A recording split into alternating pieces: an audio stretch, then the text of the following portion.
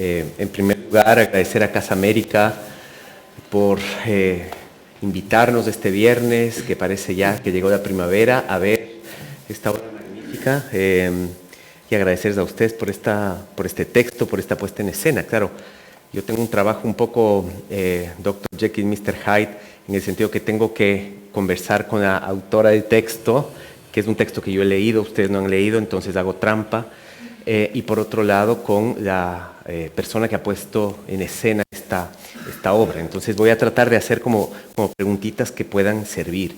Y también les tengo que hacer como un pequeño disclaimer, una trampa, otra trampa adicional, y es que yo no puedo leer a Lina sin apoyarme en otros de sus textos. Porque claro, aquí está la Lina dramaturga, pero hay un proceso de intertextualidad muy profundo con los ensayos. Sabemos que, por lo menos aquí en Barcelona, sabemos que Lina es una gran novelista y es leída como tal, pero yo no puedo dejar de leer a Lina como una gran académica. El texto Viajes Virales que les recomiendo es un textazo académico, y desde luego tiene otros textos con los cuales dialoga también esta obra, como Contra los hijos, que es un ensayo libre. Entonces creo que en mi caso decides eso, que voy a intentar dialogar también con otros textos. Y un poco pensando en lo primero que yo quería preguntar es, las palabras y las cosas de Michel Foucault dice que el orden es ideológico y que ordena los cuerpos. Y utiliza el abecedario, de hecho. Y dice, el abecedario es una forma de ordenar. De hecho, hay un estudio de Estados Unidos que muestra cómo las personas que tienen el apellido que empieza con A tienen más pánico de hablar en público, que les toca empezar siempre por la lista, ¿no? Pensaba en el cuento, por ejemplo, la increíble historia de la persona de joven Z de Pablo Palacio, cuyos personajes son A, B, C y Z. Y en tu caso también, los tres personajes que estaban aquí eran A, B y C. Pero aquí no hay un orden, es decir, aquí no vamos de arriba hacia abajo, quizá en edad, pero hay un modo de desordenar, y a mí me gustaría un poco que comentes cómo justamente, por ejemplo, B, a mí me parece B que es la feminista, la persona que realmente, con la que por lo menos a mí me es más fácil empatizar, digamos, cómo ella está concebida en este orden, ¿no? Bueno, una pregunta por supuesto compleja. A ver, ABC. Yo realmente, más que pensar en Michel Foucault, pienso en esas especies como de estructuras familiares donde el hijo o la hija mayor tiende como, cada uno tiene como un rol en la familia, y la hija mayor o el hijo mayor son, no sé si ustedes tienen esta experiencia, en mi familia claramente es así, los mayores son los que encarnan mejor el discurso familiar, ¿no? Son como los que se encargan de hacer cumplir la norma. Y los hijos menores, sobre todo él o la menor, son los que desordenan la norma, los que se echan al pollo, como dice el texto, ¿no? Los que se van, los que escapan de la norma familiar. Entonces yo había pensado mucho en esta estructura, en este síndrome, ¿no? Donde en realidad no son tres, sino que son cuatro, en realidad son A, B, C y D, solo que D está ausente, es un personaje presente en su ausencia, espero. Y entonces pensé un poco en estas figuras y en estas negociaciones y en los poderes que tiene cada uno, ¿no? Y digamos, pensando en eso, como también es un texto que está en realidad muy cruzado por la sociología. Yo tengo estudios de sociología en mi juventud y pienso muchas veces en los tipos ideales, un poco en los roles que cada uno asume en la familia, pero también quería pensar en cómo esos roles también están un poco desordenados, como tú dices, ¿no?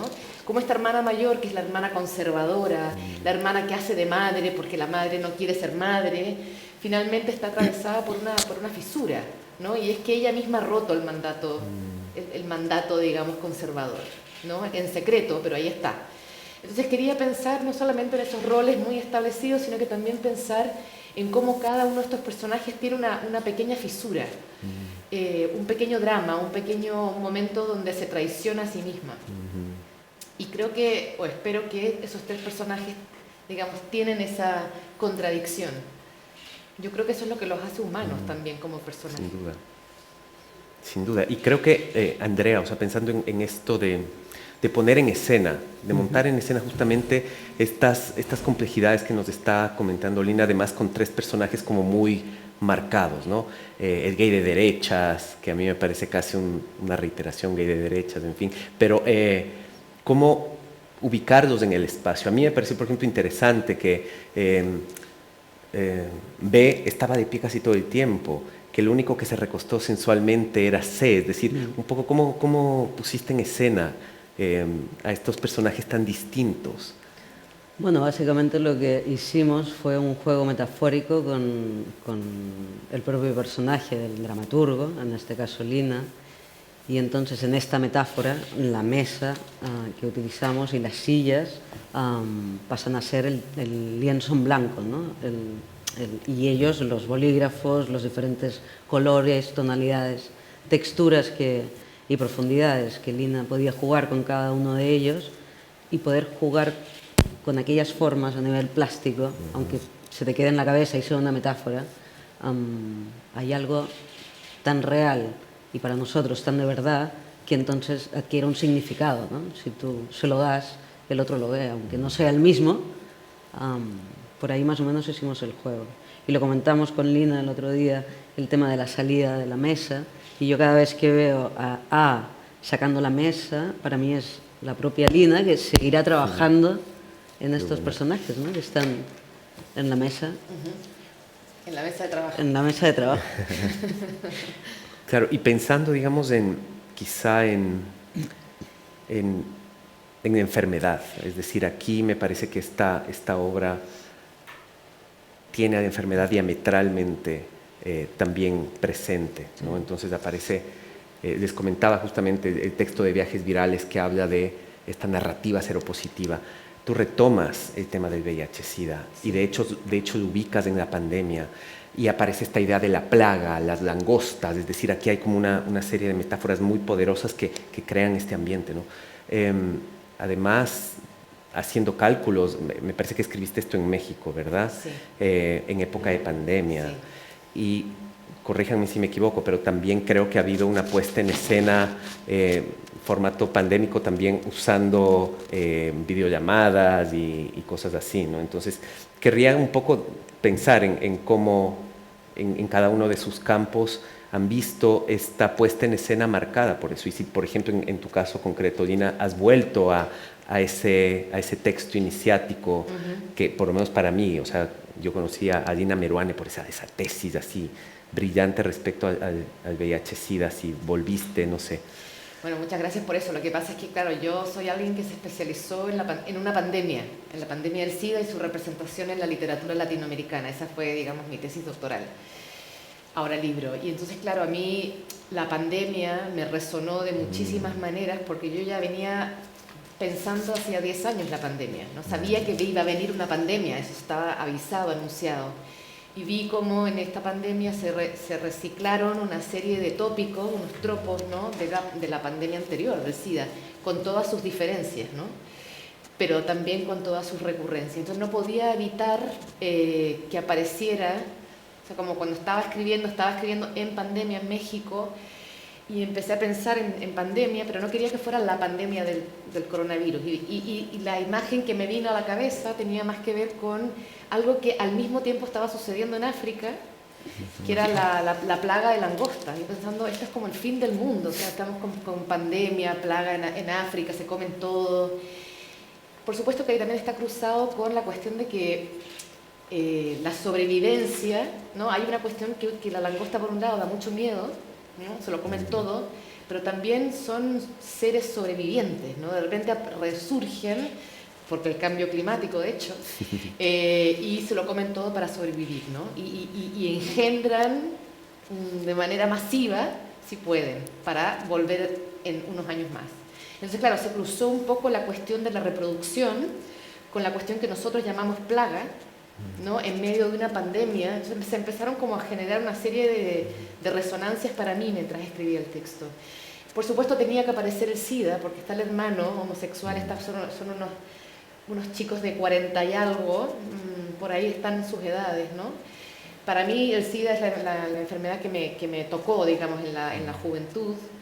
sobre la que escribí. Entonces, claro, pandemia, plaga, SIDA, tenía que aparecer todo desde los lugares posibles, y esto conectado también con la sobrevivencia. Ahí también está la cuestión del engendrar, ¿no? Del querer tener hijos o no querer tenerlos, y cómo realmente hay muchos niveles para pensar en esto. Y quizá también pensar, no sé, ¿qué opinas? A mí una de las cosas que yo rescato de esta obra, que además creo que aquí el mundo editorial tan colonial de España y de Cataluña, que a menudo decía, cámbiame esta palabra, porque necesitamos un español peninsular o que se entienda, neutro, ¿no? Pero aquí es todo lo contrario, y lo agradezco, ¿no? Aquí hay un montón de chilenismos que hay palabras que no se entienden. Mi mejor amiga es chilena y aún así hubo muchas que yo no entendí. Entonces, pero yo lo agradezco. Entonces quería, de cierto modo, preguntarte cómo fue trabajar con un léxico tan rico como el chileno, el sipo, no te preocupí, o sea, todas estas formas de uso del castellano que son muy propias, ¿no? Y que tú adaptas desde aquí. Desde mi propio lenguaje, porque yo soy chilena, y entonces no había ninguna dificultad para poder... Yo no sabía que tú eras chilena. Ya lo sé, lo acabo de ver. Perdón. No le avisamos a Diego, claro, es chileno. Yo pensé que eras de aquí. Y además, perdón, quiero decir que olvidé la pregunta.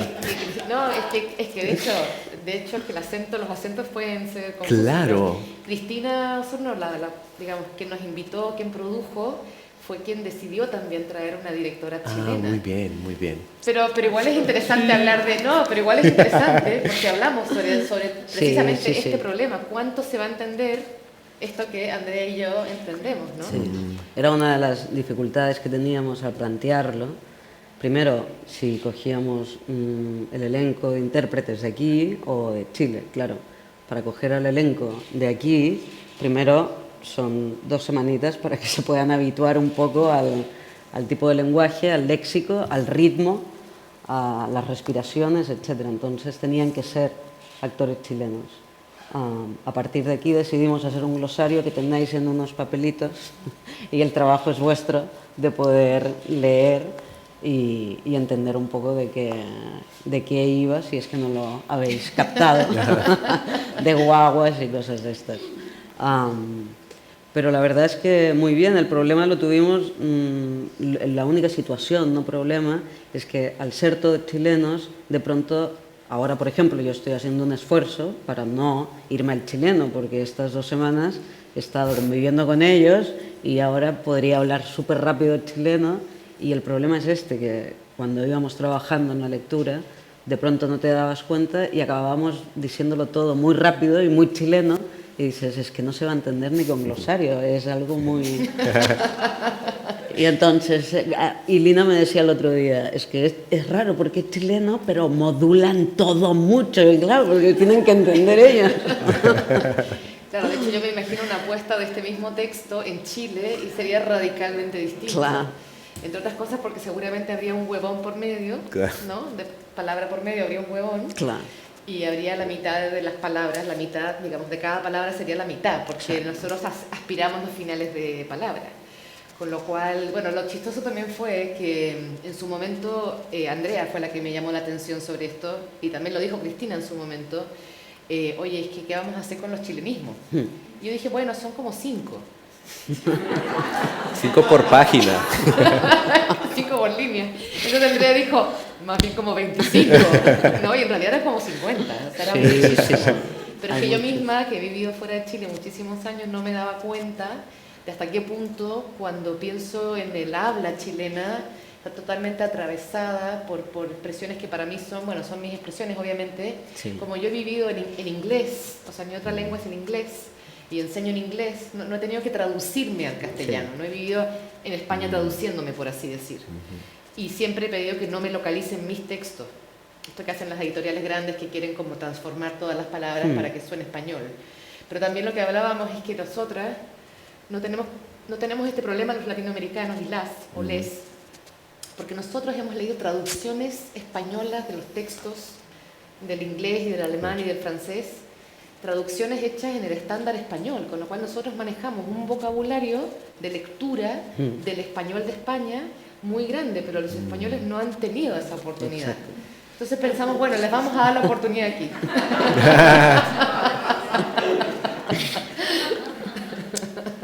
Tengo otra pregunta. En este universo de animales yo he anotado los que encontré: bichos, langostas, saltamontes, larvas, perras, canarios, gallinas, y casi todos tienen connotación negativa.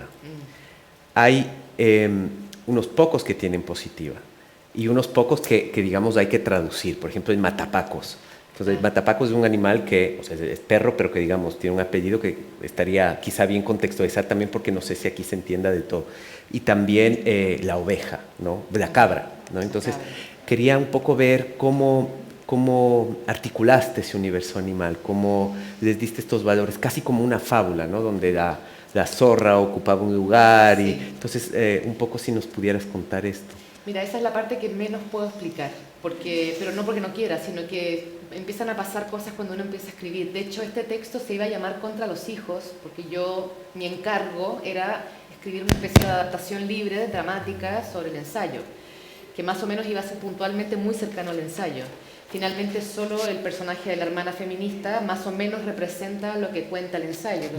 Pero aparecieron otros personajes, apareció la madre, apareció el otro hermano, apareció Andrea, y en ese transcurso empezó a aparecer la cuestión animal. No tan pensada, de hecho fue muy al final que yo cambié el título y le puse Esa cosa animal. Aparecieron los pájaros porque las mujeres somos tratadas como pajarito, canario, pollo, plumífero, ¿no? Dependiendo de la circunstancia. Digamos, hay una retórica, ¿no? de insultar digamos, como el animal como adjetivo. Entonces hay una retórica que ya está usada, digamos, que yo estoy reusando para hacerla visible. Y luego también está el elemento de que en Chile, esto lo hemos hablado bastante André y yo, hay muchas expresiones con animales que probablemente vengan de la cultura rural que inmigra a la ciudad alrededor finales del siglo XIX. Entonces nosotros lo pasamos caballo, nos vamos al chancho, bueno, y así, o sea, hay una cantidad de expresiones con animales, ¿no? Entonces creo que por un lado estaba la cuestión de, digamos, la negativa y la positiva de la representación de lo animal, pero también algo que a mí me interesa mucho en la escritura, y es traer al texto todas las expresiones que usamos con un cierto motivo, y ahí apareció, por ejemplo, la cosa de qué animal tiene solo un hijo. Y ahí empiezan las hermanas a nombrar, ¿no? Por supuesto tuve que irme a investigar, porque tampoco yo había pensado en eso, ¿no? Pero digamos que hay como una proliferación, que me gusta que lo hayas visto, porque en efecto la cuestión de la sobrevivencia y de la reproducción la pensamos siempre como algo animal. Pensamos en la gente, las mujeres, de hecho ayer hablábamos con actriz, Daniela. Con Daniela, y Daniela decía, cuando yo parí es la situación más animal en la que he estado. Y esto lo dicen muchas mujeres que han parido, que parir es lo más animal que te puede pasar, amamantar. Entonces hay una serie de motivos por los cuales cada vez empezaron a ser más importantes en la escritura la mención y traer a escena animales. Interesante. Y André, en este sentido... Perdón, matapacos... matapacos. Explícalo tú. Sí, no, sí. Dale. No, yo ya hablé, ya. Dale. Dale. Te da el chancho. Cachipún. A la primera. Cachipún. No. Perdí. Siempre pierdo con ¿Sí? Bueno, el matapacos es el nombre que se le dio a un perro que participaba en las manifestaciones hacía mucho tiempo y se convirtió en una especie de símbolo, y en las manifestaciones del estallido del 2019 y de ahí en adelante la figura del matapaco, ¿no? Como Paco es un policía. Ay, sí, el matapaco. O sea, el perro que le ladraba a la policía y que defendía a los manifestantes, ¿no? Era un perro que vivió mucho tiempo, muy querido por los manifestantes, entonces le llamaban el matapacos. Y el matapacos es hoy un símbolo que aparece siempre en las manifestaciones y ya incluso es como un pequeño ícono por supuesto, del mercado del capitalismo que se vende en la calle en las manifestaciones. Ese es el matapaco. Y André, el perro héroe. El perro, claro. Yo tengo, de hecho, una chapita con el matapacos. De cuando estuve en Chile, justo en el estallido. Y te quería preguntar, en este sentido del sonido, cómo adaptar justamente ese sonido animal. Estaban las moscas, pero no sé si había detrás también ese pensamiento para que la puesta en escena traiga todo este catálogo de animales, de este zoológico tan sugerente que nos trae Sí, Lina, ¿no? por supuesto. Cuando trabajamos con Raquel Tomás el tema del espacio sonoro, lo que queríamos era evocar toda esta cosmogonía de animalidad absoluta y tan envolvente durante todo el tiempo. Lo que pasa es que al ser una lectura solo lo puedes colocar en momentos muy puntuales porque puedes desconcentrar, porque no está de pie la pieza. Pero bueno, con 4 puntualizaciones para que esto pueda coger forma y levantar un poco este espacio tan animal, yo creo que lo hemos conseguido y no son moscas, son abejitas. Ah, son abejitas. Son abejitas, es lo más... Explícame por qué son abejas y no son langostas. Porque las langostas no hacen un sonido característico para poder tenerlo para que te pueda evocar como un ejército de algo. No es este sonido, es otro. Qué interesante. Es mucho más suave. Entonces, si lo escuchas, podría ser eso, una mosca, no te da la sensación de que te pueda dar la abeja. Y Andrea, en ese sentido también los llantos de bebé, los llantos de las guaguas, están un poco vis a vis esa cuestión animal, ¿no? O sea, las langostas y las guaguas ahí empiezan a tener como una especie de... están como en paralelo, ¿no? Sí, están en paralelo. Guagua está en paralelo con abejitas y está en paralelo también con los guanacos, que son los carros policiales que ocupa la policía chilena. Que escupen agua. Y que escupen agua. Claro. Y que ahora, bueno, con el estallido social han perfeccionado la técnica, digamos, y ahora son químicos bastante fuertes, que ya lo dice Lina, ¿no?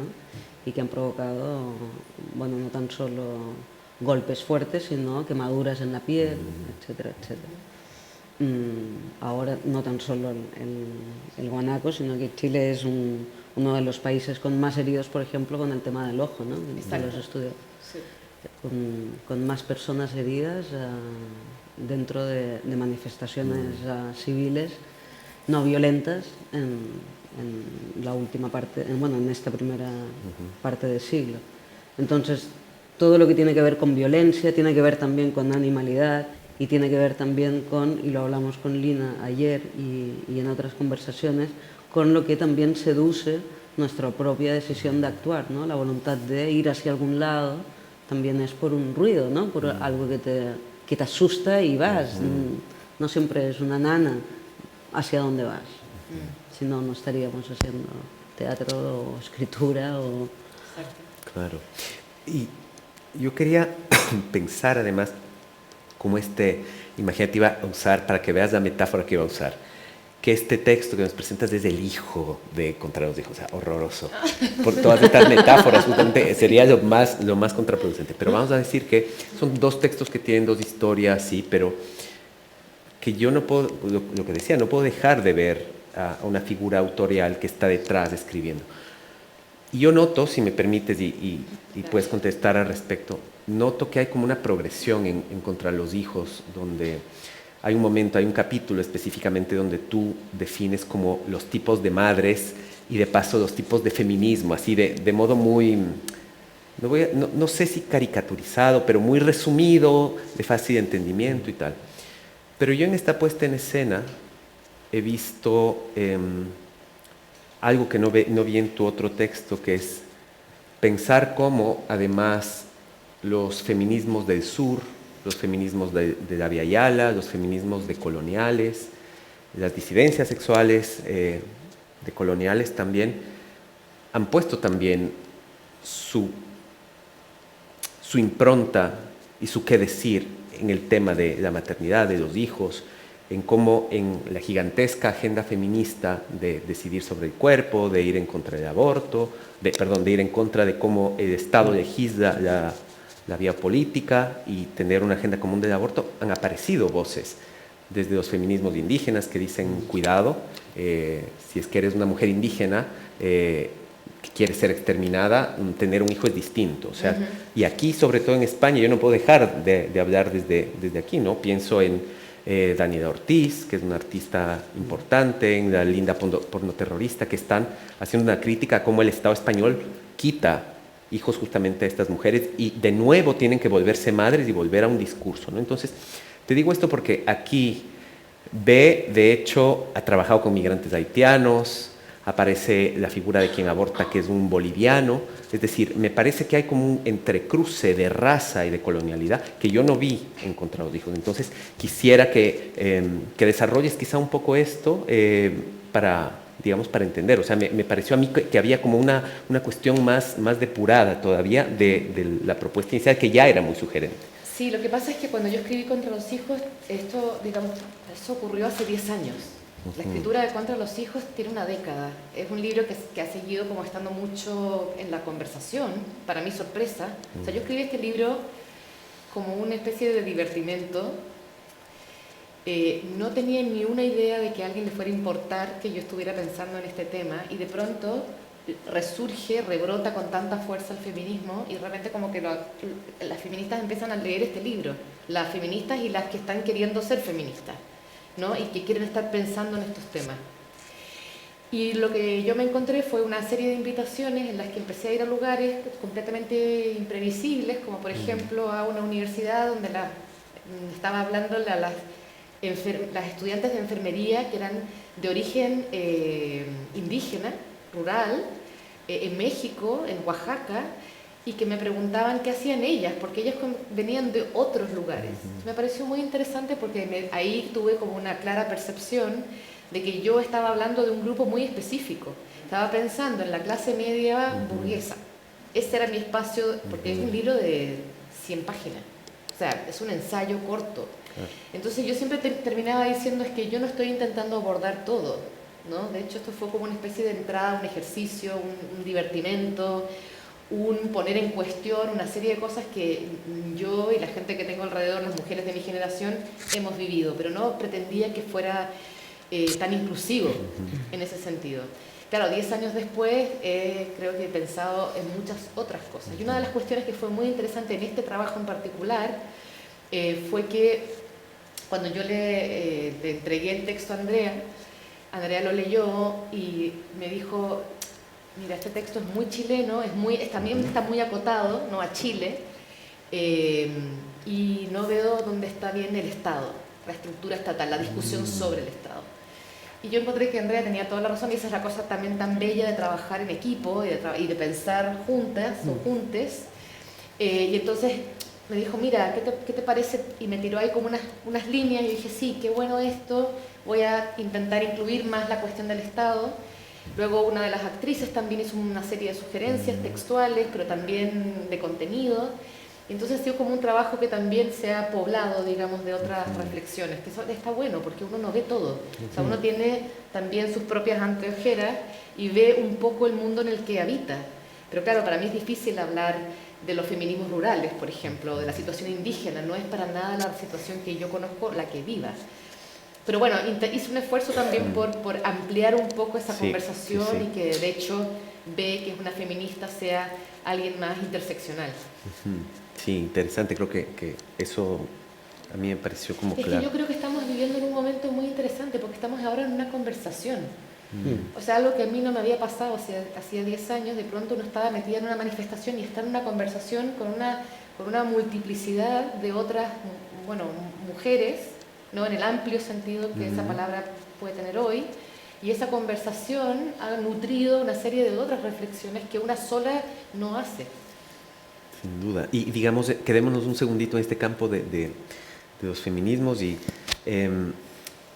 por lo menos en el texto que tenía yo no había la referencia de las tesis y el violador eres tú, que es, digamos, a mí me pareció un intertexto muy interesante que se metió. Entonces, ¿cómo pasó? ¿Por qué se incluyó? Que, digamos, también esto dio una impronta importante a repensar el lugar de las mujeres. O sea, aquí hubo, en Barcelona, en mi universidad, en Autónoma, un grupo de estudiantes que replicaron esto. Entonces, no sé, quizá quieres comentar esto. Bueno, ayer lo comentábamos dentro del...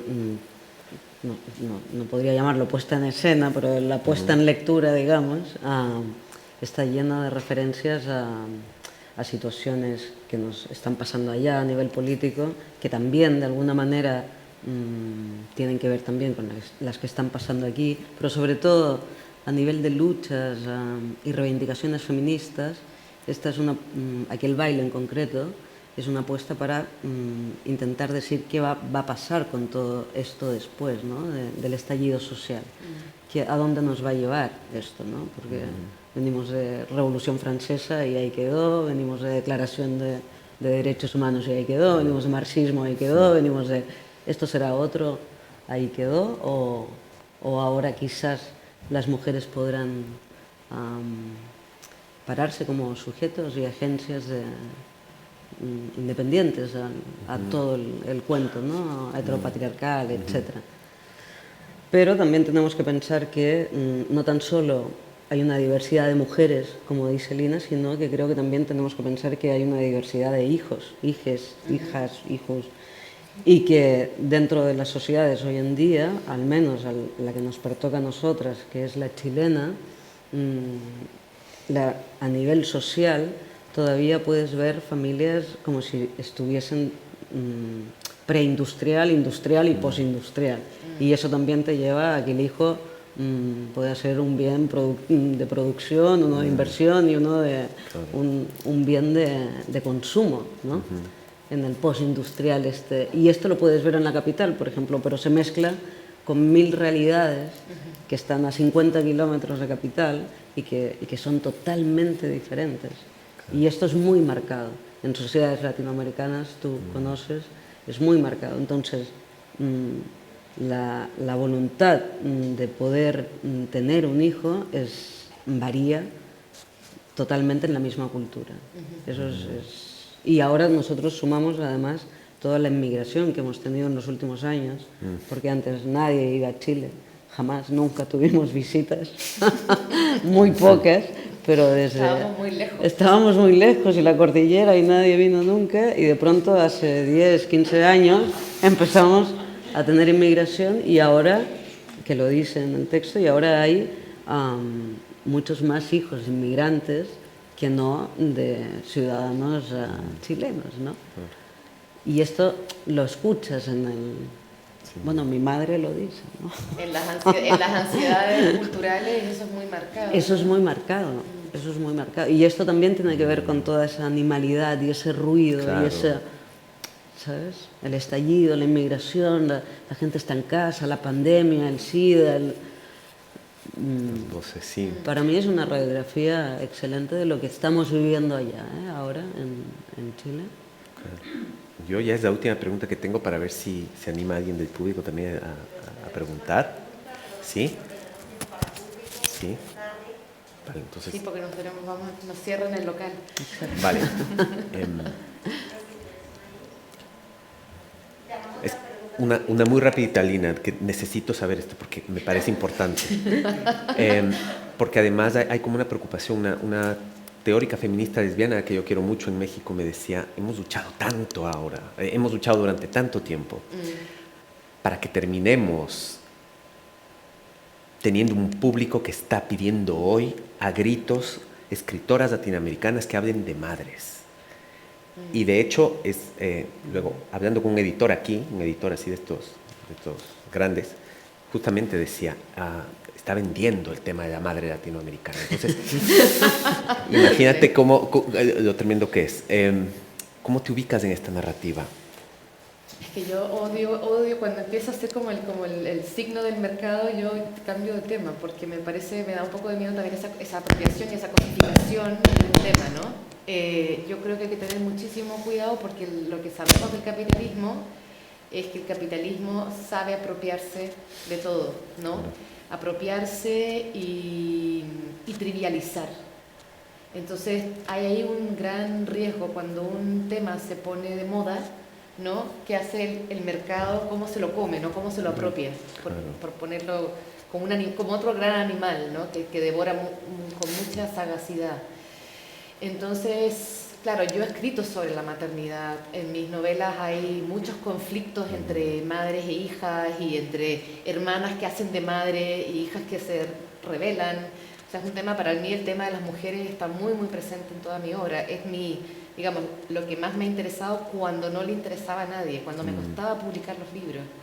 Entonces, claro, por ejemplo, lo que te decía, contra los hijos, yo pensé, ¿quién le va a interesar esto? No lo va a leer nadie. De repente era un libro como libro de bolsillo de un montón de mujeres, me las encontraba hasta en el metro con mi libro y me sorprendía. Entonces, lo que quiero decir es que de pronto hay como temas que peligrosamente pueden entrar como en una circulación un poco nefasta, como dice uno de los personajes de la obra. Eso me preocupa. De hecho, lo que voy a escribir siguiente no tiene nada que ver con mujeres. No, en serio. Yo no entendí, Cristina, ¿tenemos tiempo para quizá una pregunta? Una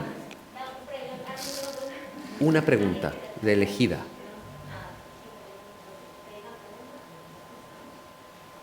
Quedaron disuadidos completamente. Tiene que ser una gran pregunta porque si no... Exacto, qué responsabilidad. A ver quién. ¿Quién se atreve? Si no, vamos a tener un ratito también con los libros para que Exacto. se firmen, entonces también pueden ahí tertuliar, no mucho, pero un ratito.